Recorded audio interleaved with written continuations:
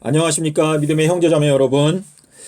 저는 오늘 이 시간에 누가복음 13장 33절에 나타나 있는 오늘과 내일과 모레는 내가 가야 할 길을 가야 하리니 라고 말씀하신 이 말씀에 숨겨진 의미가 무엇인지 함께 생각해 보는 시간을 갖겠습니다.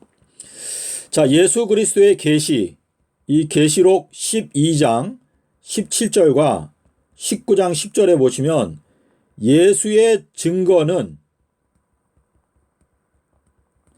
예언의 영이다 라고 말씀하셨습니다. 자, 이 말씀은 예수께서 가라사대에 해당되는 말씀들은 예언을 깨닫게 해주는 핵심적인 진리들로 가득 차 있다 라고 하는 뜻인데, 지금 여기에 영이라고 하는 이 단어가 요한복음 6장 63절에서 내가 너희들에게 이른 말이 바로 영이다, 그리고 생명이다, 그리고 진리이다, 그리고 길이다, 이렇게 말씀을 하셨는데요. 이 예수님의 말씀 로고스가 바로 영이다, 예언을 깨닫게 해주는 영이다 라고 하는 의미가 되겠습니다. 자, 그래서 여기에 보시면 오늘, 내일, 모레, 이것은 다 시간을 나타내는 표현들인데, 이 오늘과 내일과 모레라고 하는 이 표현은 예수님의 예언, 예수님께서 갖고 계시는 그 계획의 뼈대를 설명하는 가장 간단한 표현입니다. 그래서 예수님께서 갖고 계시는 앞으로의 계획을 오늘과 내일과 모레라고 표현을 하신 것입니다. 자, 그런데 우리가 베드로서를 보면 예수님께서 베드로에게 내가 너에게 천국의 열쇠들을 주겠다라고 약속을 마태복음 16장 18절 이후에 하셨는데요. 베드로가 예수님께로부터 열쇠들을 받아서 베드로전서, 베드로후서에 기록해 놓았습니다. 그런데 그 천국의 열쇠들 중에서 가장 중요한 열쇠 중에 하나가 바로 주께는 하루가 천년과 같은 이 한 가지 사실을 잊지 말라. 자, 베드로가 강조하는 것은 예수님께는 하루가 천년과 같다 라는 것을 너희가 기억해라, 잊지 말아라 라고 말했는데요. 자, 이 말씀은 시편 90편 4절에 있는 말씀을 인용한 것입니다. 주께는 천년이 지나간 어제와 같다라고 표현을 하셨습니다. 자, 그래서 지금 이 원칙을 우리가 생각하면서 주님의 길은 3일길, 오늘과 내일 모레 3일길이지만 실제적으로는 3000년의 시간이 걸린다. 자, 그래서 요한복음 2장 19절에 보시면 너희가 이 성전을 헐라 내가 3일 동안에 내가 성전을 건축하겠다. 자, 이 건축한다라고 하는 것은 새 예루살렘을 건축하겠다라고 하는 뜻인데, 새 예루살렘 건축 기간은 3000년 동안 내가 건축을 한다라고 하는 의미가 되겠습니다. 자, 우리가 마태복음 16장 16절 이후에 보시면 베드로에게 예수님께서 말씀하시기를 내가 이 반석 위에 나의 교회를 건축하겠다 라고 그 계획을 발표를 하셨습니다. 자, 그래서 이 오늘과 내일과 모레라고 하는 이 표현은 3000년을 예수님께서 다르게 표현하실 때 오늘과 내일과 모레는 내가 가야 할 길이 있다, 집을 건축해야 한다, 해야 할 일이 있다 라고 말씀을 하신 것입니다. 자, 그래서 오늘은 서기 30년부터 서기 1030년까지, 내일은 1030부터 2030까지, 모레는 2030년부터 3030년까지를 말하는 것인데요. 예수님께서 마태복음 6장에서 말씀하실 때 오늘 있다가 내일 아궁이에 던져지는 들풀이라고 말씀하셨는데, 여기에서 말하는 이 내일이라고 하는 표현은 바로 1030년부터 2030년 사이를 가리키는 것인데, 2030년이 가까이 올 때 결국 들풀이 아궁이에 던져진다. 이 아궁이라고 하는 것은 풀무불을 말하는 것인데 이 풀무불은 마태복음 13장 42절에서 예수님께서 풀무불은 7년이라고 말씀하셨습니다. 7년.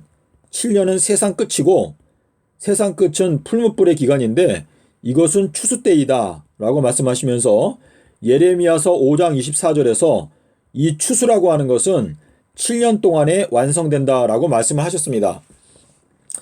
자, 그래서 이 내일 아궁이에 던져지는 들풀이라고 하는 이 표현 자체는 예수님께서 이 내일이라고 하는 것은 재림 사건이 이루어지게 되는 2030년이 가까이 오게 될 때 들풀들이 아궁이에 던져지게 될 것이다 라고 하는 의미에서 말씀을 하신 것입니다. 자, 그리고 고린도전서 15장 32절에 보시면 사도 바울이 뭐라고 말했냐면 만약에 부활이 존재하지 않는다면 우리들은 내일 죽을 것이니까 그냥 먹고 마시자 할 것이다 라고 말했습니다. 부활이라는 것이 실제로 존재하지 않는다면 우리에게는 아무 소망이 없기 때문에 그냥 내일 죽게 될 것이니까 먹고 마시자. 하지만 내일 2030년이 가까이 오게 될 때 성도들의 부활이 있다라는 것을 이 바울이 말하고 있는 것입니다. 자, 그리고 누가복음 10장에 보시면 여기에는 선한 사마리아인의 이야기가 나옵니다. 그런데 이 선한 사마리아인이 강도 만난 사람을 만나서 포도주와 기름으로 그 상처를 싸매주고 그리고 여관에 데려가서 이제 여관 주인에게 이튿날 그 데나리온 둘을 주면서 이 사람을 돌봐줘라. 내가 돌아올 때에 만약에 돈이 더 들면 그때 내가 돈을 갚아주겠다. 근데 여기에 이튿날이라고 하는 표현이 원어를 보시면 내일이라고 되어 있습니다. 내일. 내일이 되었을 때 이 사마리아인이 데나리온 둘을 주면서 그렇게 말을 했는데, 자, 사마리아인이라고 하는 것은 이 사마리아는 망대라고 하는 뜻입니다. 망대. 자, 망대는 파수꾼을 뜻하는데 파수꾼은 선지, 그러니까 미리 아는 자, 미리 깨닫는 자를 의미합니다.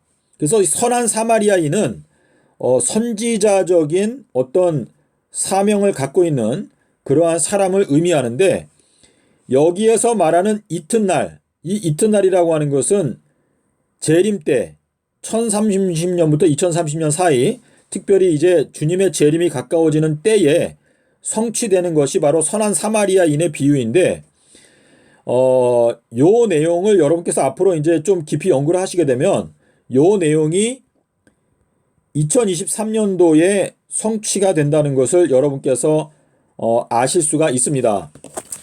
자, 이 데나리온 둘이라고 하는 것은 자, 데나리온 하나는 한 사람을 고용할 수 있는 돈입니다.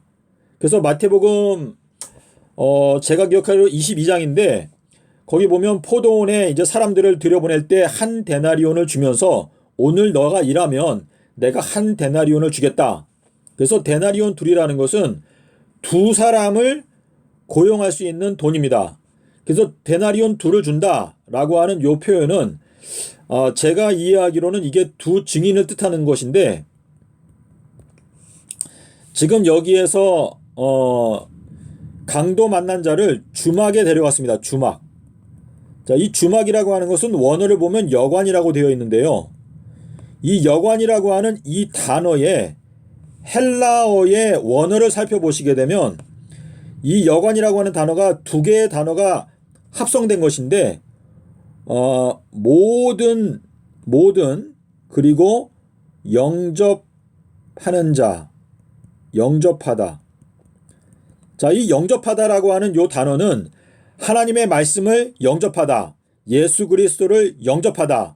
자, 주님을 받아들이는 자, 영접한다라고 하는 뜻이고 여기에는 모든 영접하다라고 하는 요 두 단어가 합쳐져서 여관이라고 하는 의미를 갖고 있습니다. 자, 그래서 지금 제가 요 내용을 살펴봤을 때 강도 만난 자를 여관에 맡긴다라고 하는 것은 이 여관은 예수 그리스도를 영접한 모든 사람들이 사실상 이 여관의 역할을 하는 것입니다. 그래서 이 예수 그리스도를 영접한 사람들은 이 세상에서 강도 만난 자들을 돌봐주는 책임을 맡게 되는 자들이 바로 이 여관, 예수 그리스도를 영접한 모든 사람들이 되는 것인데, 이 사람들에게 이제 강도 만난 자를 맡기고 보살펴 주어라 라고 이렇게 맡겨두고 이 사마리아인이 떠나가는 것입니다. 자, 근데 여기에서 돌아온다. 내가 돌아올 때 내가 돈을 갚아주겠다라고 말했는데, 이 돌아올 때라고 하는 이 단어가 누가복음 19장에 보시면, 여러분께서 함께 보시면 좋겠습니다. 누가복음 19장에 19장의 15절, 누가복음 19장 15절에 보면 여기에 귀인이 나오는데요. 귀인. 요 귀인은 사도행전 17장 11절에 나오는 신사적이다. 베레아 사람들은 더 신사적이다 라고 말할 때 이 신사적이다 라고 하는 단어가 여기 귀한 사람, 귀하다 라고 하는 단어와 같은 단어인데, 그 귀인이 먼 나라로 여행을 가서 나라를 받아가지고 다시 돌아오려고 길을 떠났다가 돌아올 때 이제 그 열 문화를 이제 각 사람에게 나눠줬었는데, 거기에 대해서 이제 회계를 한다, 계산을 한다 라고 하는 내용에서 이 돌아온다라고 하는 단어가, 이 돌아온다라고 하는 이 헬라어 단어는 신약 성경에서 딱 2번밖에 나오지 않습니다. 그래서 한 번은 누가복음 10장에서 또 한 번은 누가복음 19장에서 나오는데요. 이 선한 사마리아인의 비유가 2023년도에 성취가 되게 될 것입니다. 여러분께서도 이 문제를 개인적으로 기도하시면서 한번 연구해 보시기를 바랍니다. 자, 그래서 지금 예수님께서 여기 이제 오늘 일은 오늘 염려하고 내일 일은 내일 염려하라 라고 말씀하셨는데요. 지금 예수님께서 내일 일은 내일 염려하라 라고 하는 이 말씀은 재림 때 2030년도는 그 2030년도에 살게 되는 그 사람들이 염려하면 될 것이다 라고 하는 뜻인데요. 우리가 사도행전 1장에 보면 예수님의 제자들이 예수님이 승천하시기 전에 하나님의 나라를 회복하시는 것이 이때입니까? 라고 물어봤을 때 때들과 시기들에 관한 것은 너희들의 알 바가 아니다 라고 말씀하신 것은, 예수님께서 제자들은 오늘을 살고 있는 제자들인데 너희들은 내일 일어나게 되는 때들과 시기들에 대해서는 너희가 염려할 필요가 없다 라고 하는 의미에서 때들과 시기들은 너희들이 알 바가 아니고 아버지께서 자기의 권한에 두셨는데, 내일이 오게 되면 그 내일에 사는 사람들에게 아버지께서 때들과 시기들에 대해서 알게 하여 주실 것이다 라고 하는 의미가 되겠습니다. 자, 마태복음 16장 1절부터 4절에 보시면 예수님께서 사두개인들과 바리새인들에게 너희들이 어찌하여 시기들을 분별하지 못하느냐 라고 책망을 하셨습니다. 자, 이 말씀은 이 마지막 때를 살아가고 있는 저희들에게 말씀하신 것인데, 저희가 계시록 12장 6절과 14절에 보면 여기에 때들, 시기들 이러한 표현들이 나옵니다. 그래서 계시록은 1장 3절에 보면 이 계시록에 있는 말씀을 듣는 자와 읽는 자들과 그 가운데 있는 것을 지키는 자들은 복이 있다 라고 말씀을 하셨거든요. 그래서 이 계시록에 때들과 시기들에 관한 것들이 많이 있습니다. 자, 때들과 시기들이다 라고 하는 표현은 한때 두때 반때 2300주야, 또 1335일, 1290일, 또 70일에 또 마지막 때 나오는 42달, 이러한 모든 것들이 때들과 시기들인데, 이러한 것들을 깨달아야 하는 사람들은 결국은 내일, 왜냐면 내일이라고 하는 것은 아궁이, 풀무불을 나타내기 때문에 우리가 이 마지막 때가 되었을 때에 우리가 아버지의 권한에 의해서 우리가 이 예언의 말씀들을 깨닫게 될 수 있다. 자, 그래서 아버지께서는요, 우리에게 때들과 시기들을 깨닫게 해주시는 분이신데, 아버지께서는 성령을 우리에게 보내셔서 성령 보혜사가 우리로 하여금 예언의 말씀을 깨닫게 해주시는데, 이 성령은 예수님의 말씀을 우리가 깨닫게 해주는 은혜를 저희들에게 줍니다. 자, 그래서 요한복음 16장 13절에서 보혜사 성령이 오시게 되면 그가 너희들에게 장래에 일어나게 되는 일들을 알게 하여 주실 것이다 라고 말씀하셨습니다. 자, 그래서 지금 내일, 이 내일이라고 하는 것은 악인들이 아궁이에 던져져서 풀무불에 불타 죽게 된다라고 하는 때가 내일인데요. 이 아궁이는 2023년부터 2030년까지 그 사이를 아궁이 또는 풀무불의 기간이다라고 말할 수가 있겠습니다.